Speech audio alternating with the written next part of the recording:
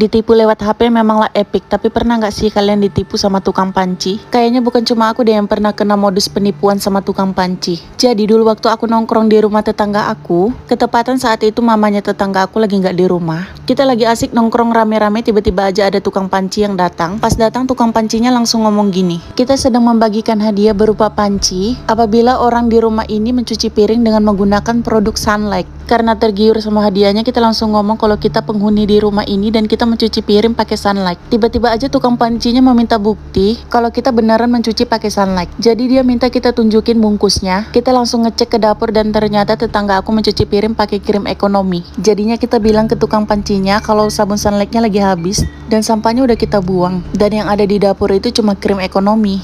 Si tukang pancinya langsung bilang kalau hadiahnya juga berlaku untuk pengguna krim ekonomi di dapurnya. Agak aneh sih, karena awalnya tadi dia bilang dari produk Sunlight, tiba-tiba aja berubah jadi krim ekonomi. Dia langsung menyerahkan hadiah berupa satu set panci ke kita dan langsung disuruh untuk dipegang. Akhirnya kita masing-masing memegang beberapa bagian pancinya. Kemudian dia minta kita untuk berfoto menggunakan pancinya tadi. Dia bilang sih sebagai dokumentasi dan bukti ke atasannya kalau dia udah nyerahin hadiahnya ke orang yang udah menggunakan produk mereka berupa produk ekonomi. Kemudian kita disuruh menandatangani beberapa surat. Suratnya itu banyak banget, ada beberapa lembar. Dan saat kita baca yang paling bagian atas, isinya tentang si penerima hadiah dan si pemberi hadiah. Karena malas baca, akhirnya kita langsung tanda tangani semua. Jadi kita ada bertiga dan kita udah sepakat bakalan bagi-bagi hadiah pancinya nanti setelah tukang pancinya pergi. Tapi si tukang pancinya malah belum pergi, dia malah nyuruh kita buat nyobain langsung pancinya. Tapi kita bilang kita nggak punya apa-apa untuk dimasak. Terus dia nyaranin kita buat nyoba wajannya untuk goreng telur dulu dan pancinya buat rebus air. Awalnya kita bilang udahlah nggak perlu, kita percaya kok hadiahnya bagus. Tapi dia tetap maksa dan bilang kalau ini bakalan dijadiin dokumentasi sebagai bukti kalau memang produk mereka itu bagus. Dan dia benar-benar nyerahin produknya ke orang lain tanpa dipakai sendiri supaya atasannya percaya.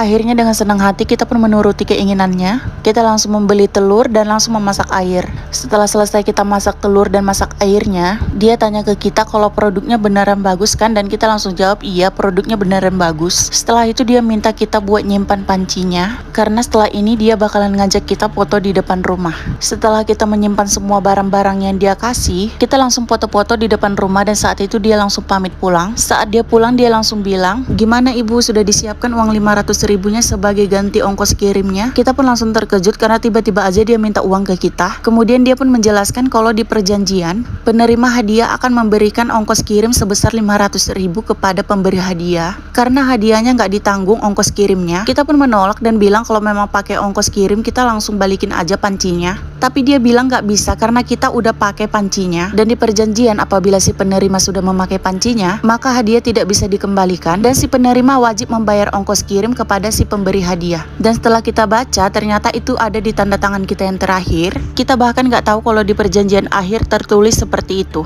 Kita pun sempat bernegosiasi dan mengabaikan permintaan si tukang panci. Tapi si tukang panci bilang masalah ini bakalan dia bawa ke jalur hukum karena bos di perusahaannya ini bukan orang sembarangan. Akhirnya kita pun ketakutan dan kita langsung mencari uangnya. Masing-masing kita pulang ke rumah dulu untuk ngambil uangnya. Dan setelah uang kita terkumpul, akhirnya kita bayarkan ke tukang pancinya dan tukang pancinya langsung pergi. Kemudian cerita ini langsung kita ceritain ke pemilik rumah. Dan kalian tahu apa? Ternyata harga pancinya itu di pasaran gak nyampe 500 ribu. Bahkan mamanya teman aku ini bilang kalau panci itu harganya cuma 200 ribuan, itu pun udah paling mahal. Itu adalah trik marketing paling aneh sih menurutku. Oh ya, ngomong-ngomong soal panci, sekarang aku pakai panci listrik ini karena aku orangnya nggak mau ribet ya. Jadi tinggal dicolokin aja, dia langsung bisa panas. Fungsinya juga banyak banget, kalian bisa pakai buat menggoreng, bisa juga dipakai buat menumis, merebus, dan yang pasti bisa dipakai buat mengukus karena ini udah ada alat kukusnya. Kalau kalian masak pakai ini, apalagi anak kos, kalian nggak perlu ribet. Kalau kalian kehabisan gas atau kalian nggak punya kompor gas, kalian udah bisa masak pakai panci listrik ini.